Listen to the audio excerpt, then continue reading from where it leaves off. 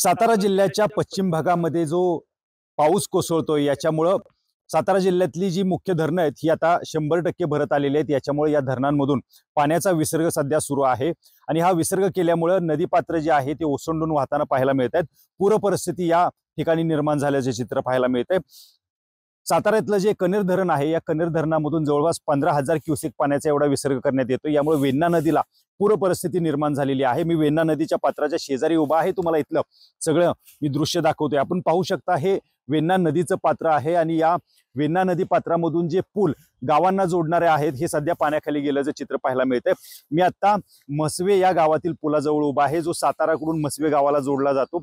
हा पूल सध्या पाण्याखाली गेल्यामुळे इथली वाहतूक बंद असल्याचं चित्र आपल्याला एकूणच पाहायला मिळतंय। या ठिकाणी बॅरिकेड्स लावून या ठिकाणी रस्ता बंद करण्यात आलेला आहे। पाण्यामधून कोणीही जाऊ नये अशा पद्धतीच्या सूचना या ठिकाणी देण्यात आलेल्या आहेत।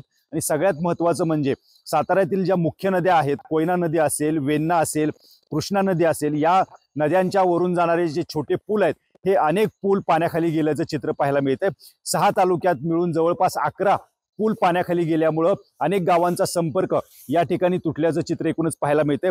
सातारा जिल्ह्याच्या पश्चिम भागामध्ये जो पाऊस कोसळतोय याच्यामुळे हे सगळं या ठिकाणचं चित्र निर्माण झालेलं आहे। सातारा तालुक्याच्या पश्चिम भागात सध्या जनजीवन विस्कळीत असल्याचं चित्र एकूणच आपल्याला पाहायला मिळते आणि लोकांनी कारणाशिवाय कुठलाही प्रवास धोकादायक पद्धतीने करू नये असं आवाहन सुद्धा प्रशासनाच्या वतीनं करण्यात आलेलं आहे। कॅमेरामन तुषार जाधव समी सचिन जाधव, न्यूज 18 लोकमत, सातारा।